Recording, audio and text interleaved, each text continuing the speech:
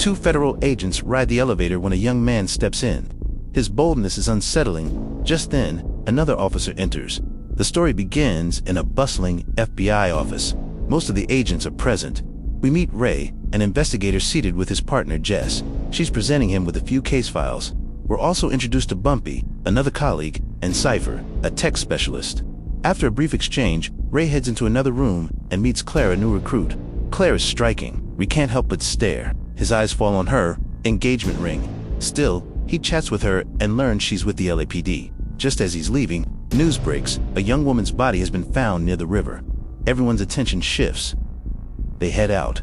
At the scene, Officer Pirro explains what happened. The victim was dumped in a trash container. The killer used bleach to erase fingerprints, making identification nearly impossible. A witness saw a man around 10:30 but couldn't describe him. The killer is meticulous. They believe the victim was homeless, which made her an easy target. Ray puts on gloves and approaches the body. When he sees the face, he's stunned. It's Jess's daughter. He rushes back and tells Jess to brace herself. Jess runs to the dumpster and collapses in grief.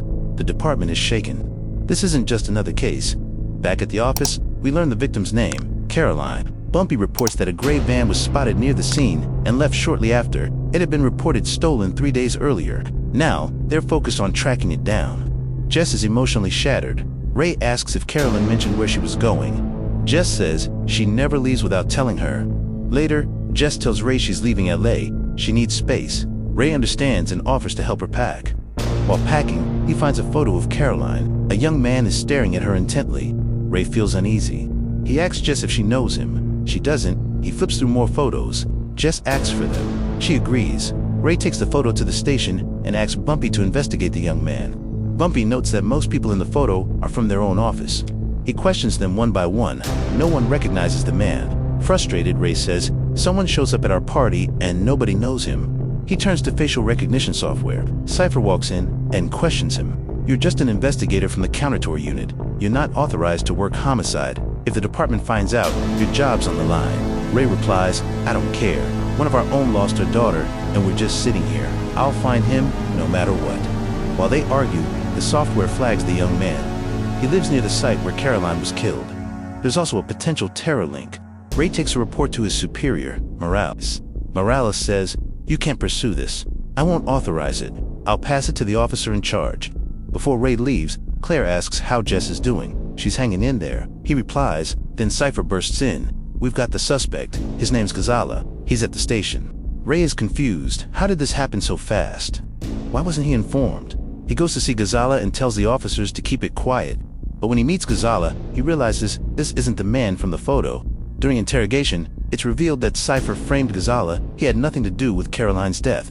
Ray storms back and confronts Cypher, furious. "Why did you do this? Why are you protecting the man in the photo?" "You set up an innocent man," Ray accuses. Cypher responds, "He's my informant. I couldn't risk the police getting to him. He's too valuable." Ray snaps, "That's not how this works." Cypher counters, "You're obsessed with Caroline's case. We're dealing with threats across the entire city." Morales and the lead investigator agreed this was a collective decision. "You need to see the bigger picture." Ray demands the informant's name. After a pause, Cypher reveals it. On the next day, Ray and Bumpy arrive at Mazan's residence. They spot his girlfriend leaving and realize Mazan isn't home. Once she's gone, they enter. "I'll take the ground floor," Ray says. "You check upstairs."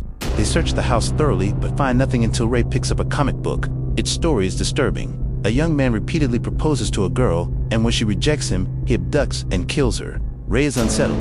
Bumpy joins him. Ray explains what he's found. Just then, the girlfriend returns. They rush outside, connecting the dots. "We should have brought the comic," Ray says. "I did," Bumpy replies. Ray is relieved. Back at the office, Claire confronts Ray. "You assaulted a fellow agent and broke into a suspect's home without clearance." Ray fires back. "You don't know what's happening. The man they arrested isn't Caroline's killer. The department is hiding the truth. I'm the only one trying to uncover it." Claire insists he's still in the wrong and must follow Morales' orders. Their argument is interrupted when Jess walks in. The room falls silent. Her eyes land on the comic book. Ray can't hide it. Jess reads it, remembering moments with her daughter. After she leaves, Ray tells Claire, "You can't imagine what Jess is going through. She's alone. I need to solve this before she does something reckless. Just stay quiet and don't tell anyone." Claire agrees to help. They plan to track down the van. While talking, they reach the parking lot. Claire mentions she's getting married next month. Her fiancé's arriving soon. The next day, Claire returns and meets Ray. He brings up her wedding again, but she's uncomfortable. He suggests a dress. She hands him a keychain and leaves. As Ray exits, Morales confronts him. Why did you break into Marsden's home and take the comic? You're crossing the line. The city's on Edgeware expecting a bombing, and you're chasing a murder case. Ray snaps Kazala is innocent. Marzon is the real killer. I need to find that van. If I have to go against everyone to get the truth, I will. Morales replies, you'll never succeed. If you want to stay on this case, find that van first. Fine, Ray says, and leaves. Jess calls him to meet at a bar. Ray arrives with Bumpy. Jess explains, that comic made me realize Marsden loves baseball. A famous player with 3 trophies comes here often. I've been waiting, hoping Marsden shows up. There's a fan group called the Dodgers. They meet every Friday. A big game's tomorrow. If he doesn't come today, he'll be there.